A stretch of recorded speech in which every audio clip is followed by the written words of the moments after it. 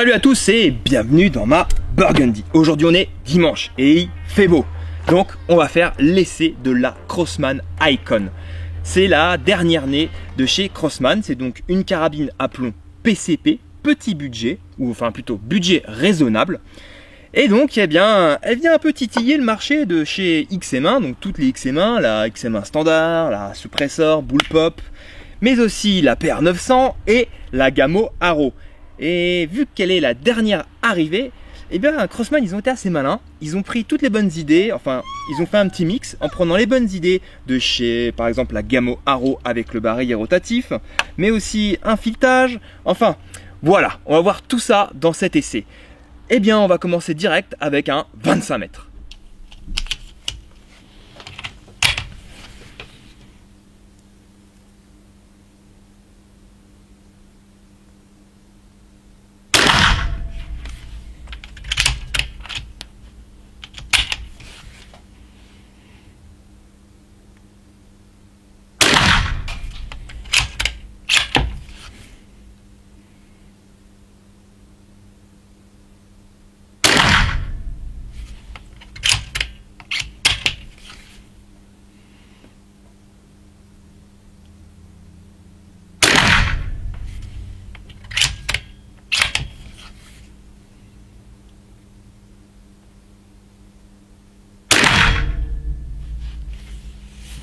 Nous voici au résultat des 25 mètres. Bon, effectivement, j'ai gardé mon réglage des 50 mètres. Et oui, effectivement, on est beaucoup moins influencé par le vent. Mais bon, nous, ce qui nous importe, c'est le groupement. Et on voit que le groupement est tout à fait correct. Eh bien, on est sur une carabine à plomb avec une puissance bridée inférieure à 20 joules. On va faire l'essai bien sûr, on va prendre la prise de mesure de la vitesse du projectile afin de donner la puissance un peu plus tard dans la vidéo. Alors, qu'est-ce qu'on a? Donc là, on a toujours mon setting, la bonne vieille lunette 3940 Stoeger avec mes colliers ATP 65 ajustables au cas où. Je reste toujours sur cette lunette là, qui est une lunette d'entrée de gamme, afin de ne pas fausser, vu que fausser mes résultats, étant donné que j'ai utilisé cette, cette lunette avec les Stoeger XM1, comme ça c'est équitable. Alors, en parlant des XM1, eh bien là, ici, ils ont été malins, Crosman, ils ont fait un filetage. Et ça, c'est vrai, la XM1, elle est super précise, elle fonctionne super bien, elle est fiable, mais elle n'a pas de filetage, la XM1 standard. C'est le seul petit défaut de la XM1. Sinon, bah, faut prendre la XM1 S4 Suppressor. Bah tiens, on va passer aussi les organes de visée, donc guidon fixe avec fibre optique. Il y a une hausse, mais là, elle a viré la hausse, étant donné que je voulais monter ma lunette. Niveau du rail, pardon, on est sur un rail de 11 mm. Et puis tiens, vu qu'on a repéré un filetage, on va faire un essai à 25 mètres avec le silencieux. Donc là, j'ai choisi un silencieux ATEC. Généralement, c'est de la bonne marchandise, ça, les ATEC.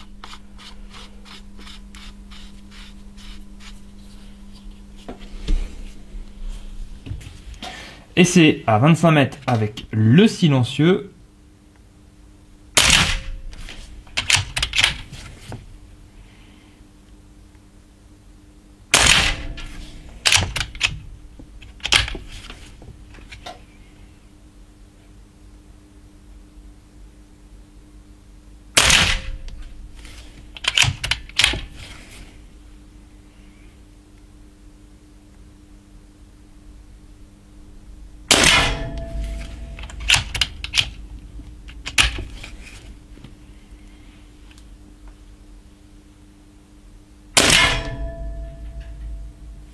Voilà mon résultat avec un silencieux à 25 mètres.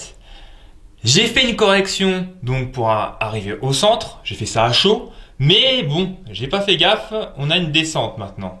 À savoir qu'on arrive au... Bon, il y a l'action du silencieux qui doit freiner un petit peu le projectile. Mais aussi le fait que j'arrive au 30e plomb. Donc on commence à avoir une chute du plomb.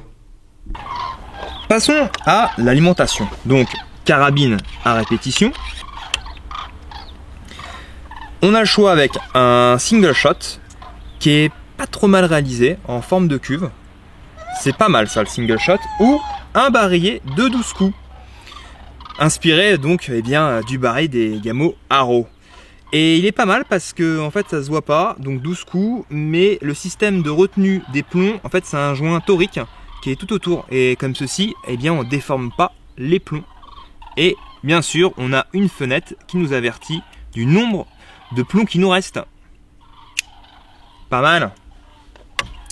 Pour le rechargement en air, eh bien comme la plupart des carabines à plomb, hein, on a un cylindre d'air qui est situé ou en dessous du canon et parallèle.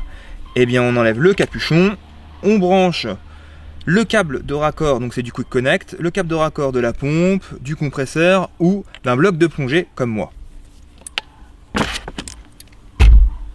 Je vais essayer de le soulever, hein, vous montrer. Démonstration de muscles. J'en loupe pas une pour ça. Et donc vous voyez, c'est ça comme raccord. On le branche, clac, et on ouvre. Enfin, on ferme ici, on ouvre, et c'est parti. Tac. Ah oui, tiens, j'allais oublier. On a aussi un outil qui est super sympa. C'est une vis avec un filetage. Ouais, non, en fait, c'est une vis de dégazage ou de dépressurisation. C'est pratique. Donc, on ouvre, enfin, on enlève le capuchon, on visse. Parce qu'il y a un filetage dans le système Quick Connect. On visse, il y a même une clé qui est fournie avec. Et en fait, donc, ça permet de décomprimer, d'enlever toute l'air qui est dans le cylindre. Bon, alors, c'est rare hein, de faire ça. Mais si besoin, on a besoin de changer un joint sur le cylindre, et bien au lieu de tirer jusqu'à vider toute l'air de la carabine, donc plein de fois, et bien avec ça on dégaze, enfin on dépressurise assez rapidement. C'est pas mal, à savoir que ça c'était une option qui était fournie dans les Benjamin Marauder il y a entre 10 et 15 ans, et maintenant donc Crosman Benjamin, ils ont arrêté cette option. C'est une option maintenant qui est supplémentaire et donc payante, c'est dommage. Et là j'étais étonné, hein, ce que je disais aussi dans la vidéo d'avant-première, qu'on retrouve ce fameux petit outil, pas mal du tout. Eh bien, on a fait un peu de présentation. Maintenant, on passe à un essai à 50 mètres. C'est à 50 mètres. Bon, on a un vent de 16 km/h. Autant dire que là, on fera pas l'impossible aujourd'hui. Mais c'est vraiment un titre expérimental pour vous donner à peu près une idée de ce que ça donne à 50 mètres. Mais il faut quand même compter qu'on a un vent de 16 km/h et ça commence à être violent là pour du 4-5.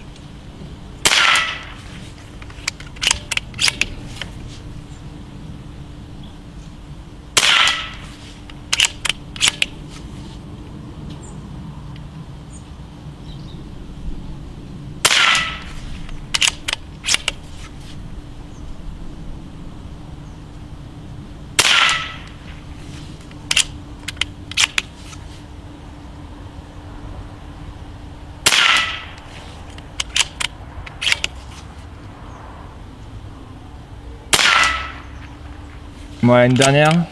Sympa là, on peut voir combien il en reste. Donc il nous reste encore 6 plombs.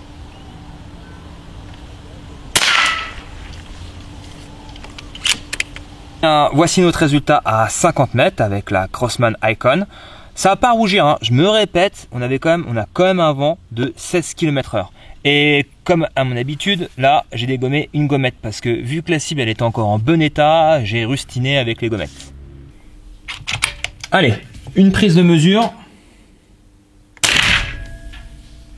Donc on a 247 mètres secondes et 16 joules et demi.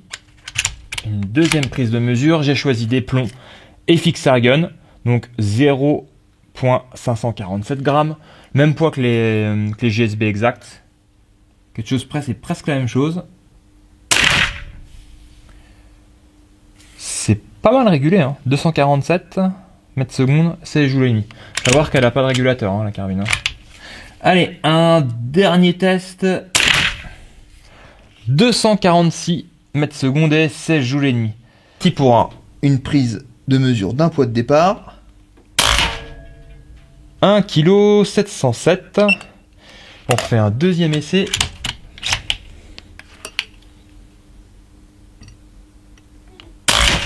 « 1,671 kg. C'est pas mal. Donc on est on a 1,70 kg en moyenne.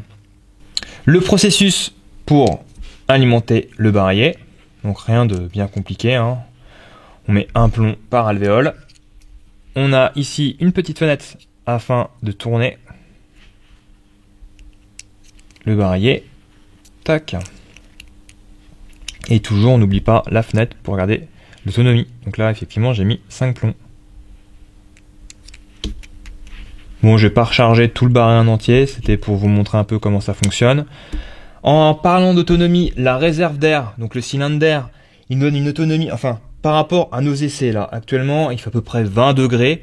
Et par rapport à nos essais, donc, on a à peu près 34 tirs. Après, on a vraiment une descente qui est significative au niveau de la chute du plomb. De toute façon, on a commencé à le voir après avec le silencieux, là, hein, le test sur le silencieux. Et voilà. Nous arrivons au dernier chapitre des informations. Eh bien, on a un manomètre sous le fût de la carabine. Ce manomètre, il est gradué jusqu'à 4000 PSI, mais la plage de service de la carabine est graduée jusqu'à 3000 PSI, donc c'est la couleur verte. Il ne faut pas dépasser la couleur verte. Le bloc détente, eh bien, on a la possibilité de régler la course de la queue de détente à l'aide de la vis qui se situe juste derrière la queue de détente. La crosse est en polymère. Eh bien, ça y est, on arrive à la fin de la vidéo. J'ai remarqué, nous sommes maintenant on est plus de 22 500 abonnés sur la chaîne. Je vous remercie beaucoup pour votre soutien. C'est quand même dingue parce que 22 500, c'est plus de la moitié de la population de l'agglomération de la ville d'Auxerre. C'est fou, hein. Sur ce, je vous dis à bientôt et Burgundy Power. Et surtout, si vous regardez cette vidéo un dimanche, eh bien bon dimanche, je penserai à vous.